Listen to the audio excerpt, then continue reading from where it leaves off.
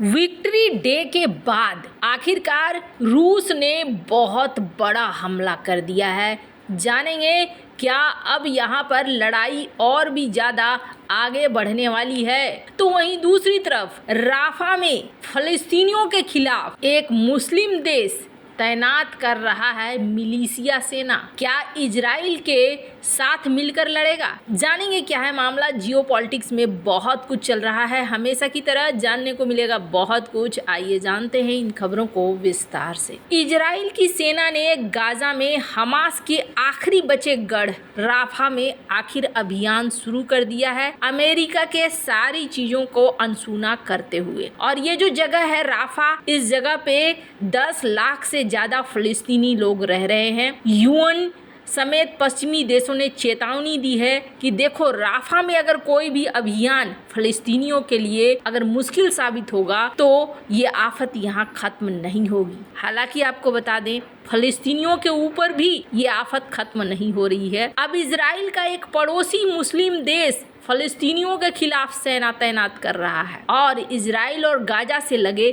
सिनाई क्षेत्र में इस समय एक बड़ी हलचल देखने को मिल रही है, जिसे इजिप्ट की सरकार का समर्थन हासिल है। ये जो इलाका देख रहे हैं इसे कहते हैं सिनाई इलाका। पिछले सप्ताह सिनाई के चरमपंथी नेता इब्राहिम अल ऑर्गनी अरबों के एक कबीलियाई संगठन के उद्घाटन समारोह में पहुंचे थे। ये एक अर्धसैनिक इकाई है जिसमें पूरे मिस्र के, और ये जो मिलिशिया है इस मिलिशिया में इजिप्ट के 5 आदिवासी ग्रुपों को शामिल कर लिया गया है। आपको बता दें कहा जा रहा है कि इस समारोह में मिस्र के राष्ट्रपति को इस ग्रुप का अध्यक्ष बताया गया है। इसके साथ ही मिस्र इजराइल सीमा के पास राफा से लगे गांव अल अर्जा की साइट पर सीसी शहर बनाने की योजना की भी घोषणा कर दी गई है। इस गठबंधन के गठन का समय और जगह दोनों महत्वपूर्ण है। पहली बात तो ये कि इस गठबंधन के गठन के लिए जो जगह चुनी गई है वो गाजा से बहुत दूर नहीं है, और दूसरा इसका समय तब चुना गया है जब इजराइल ने इसी सप्ताह राफा में जमीनी हमले की शुरुआत की है। गाजा में जंग शुरू होने के बाद करीब 10 लाख से ज्यादा विस्थापित फ़लस्तीनी राफा में शरण ले रहे हैं। काहिरा की सरकार को इस समय सबसे बड़ा डर यह है कि राफा में इजरायली हमले के बाद फ़लस्तीनी बड़े पैमाने पर इजिप्ट की तरफ बढ़ेंगे। युद्ध शुरू होने के बाद हजारों फ़लस्तीनी इजिप्ट में जा चुके हैं। इजिप्ट ने पहले भी फ़लस्तीनियों को शरण दी है, लेकिन यहाँ बाद में चरमपंथी गतिविधियां शुरू हो जाती हैं और फिर वो देश के लिए संकट बन जाते हैं।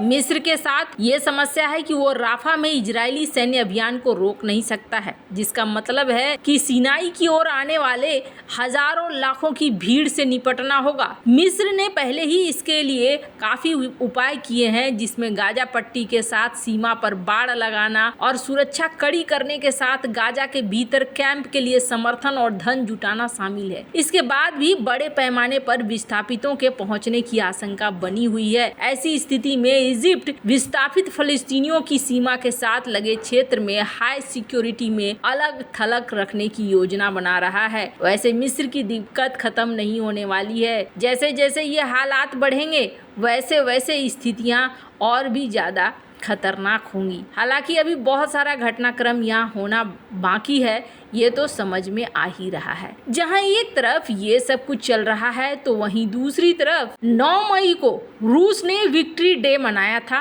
और उसके बाद उसने 10 मई को यूक्रेन पर हमले कर दिए हैं तेज। रूसी सेना ने उत्तरी यूक्रेन के अंदर 2 सीमा पार हमले किए हैं। यूक्रेनी राष्ट्रपति जेलेंस्की ने इसे जवाबी कार्रवाई की एक नई लहर कहा है। CNN ने यूक्रेनी सूत्र की रिपोर्ट से कहा कि रूसी सैनिक वोचांस्क शहर की ओर कम से कम 1 किलोमीटर तक घुस गए हैं।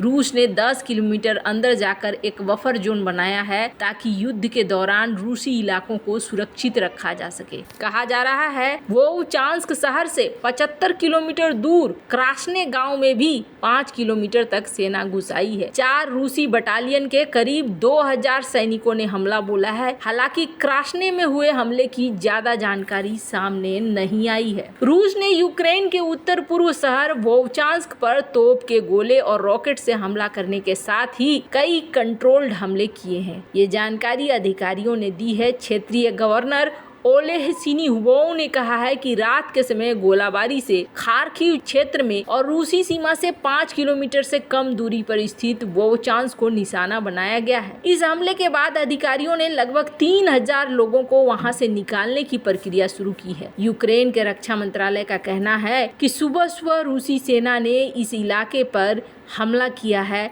इस हमले को रोकने के लिए कई तरह के कोशिश किए जा रहे हैं। एक्सपर्ट कहते हैं कि दरअसल हमला एक बफर जोन बनाने के रूसी प्रयास का शुरुआत है, जिससे राष्ट्रपति व्लादिमीर पुतिन आगे का हमला का शुरुआत करेंगे। पहले ये अपना बफर जोन बनाकर अपने रूस को सुरक्षित कर लेंगे, ताकि यूक्रेन की तरफ से अगर कोई हमला होता है तो रूस के क्षेत्र में वो हमला न हो पाए, और उसके बाद फिर ये हमला करेंगे। आपको बता दें, वैसे तो यूक्रेन इस वक्त हथियारों के संकट से जूझ रहा है और अमेरिकी रक्षा विभाग पेंटागन का कहना है कि वो अपने नए सैन्य सहायता पैकेज के हिस्से के रूप में यूक्रेन को पैट्रियट वायु रक्षा मिसाइल और तोप के गोलों को जल्दी भेजेगा। हालांकि मिसाइलों को लॉन्च करने के लिए पैट्रियट सिस्टम नहीं भेजे जाएंगे। यूक्रेनी राष्ट्रपति वोलोदिमीर जेलेंस्की ने कहा है कि बढ़ते रूसी हवाई खतरे का सामना करने के लिए उनके देश को पैट्रियट डिफेंस सिस्टम की तत्काल जरूरत है। उन्होंने कहा कि डिफेंस सिस्टमों से अभी जान बचाई जा सकती है। शनिवार को यूक्रेन ने कहा था कि रूस ने एक बड़ा हमला किया है। अब यहाँ पर खार्किव में रूसी हमले में अस्पताल क्षतिग्रस्त हो गया है।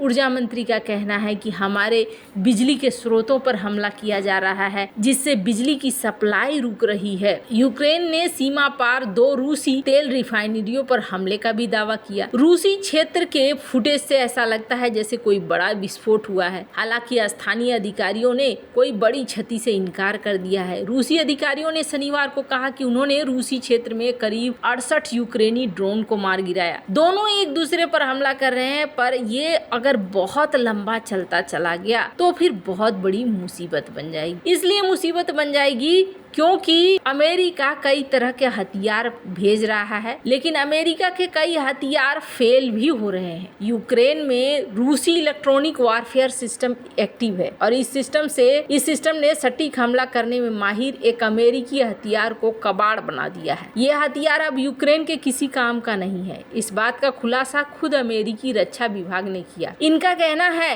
कि हमने एक नया हथियार दिया था यूक्रेन को, लेकिन रूस के पास है इलेक्ट्रोमैग्नेटिक वॉरफेयर, और जिसकी वजह से उसने फेल कर दिया। हालांकि कई तरह की चीजें भेजा जाता है और दरअसल जो हथियार भेजा है वो हथियार है ग्राउंड लॉन्च SDV सिस्टम, जिसके तहत मिसाइलों की रेंज हो जाती है दुगनी। पर रूस इन सब में काफी माहिर है। GLDSB ये बुरी तरीके से फेल हो गया क्योंकि रूस ने इसमें इस्तेमाल कर लिया इलेक्ट्रोमैग्नेटिक वॉरफेयर। हालांकि कहा जा रहा है कि रूस के पास इतने सारे हथियार हैं कि अगर रूस चाहे तो बहुत बड़ी तबाही ला सकता है। फिलहाल के लिए रूस थामे हुए है। वैसे आपको क्या लगता है इन सब मामले में, आपकी क्या राय है? कमेंट कर जरूर बताएं। जल्द मिलते हैं अगले वीडियो में नई खबर के साथ।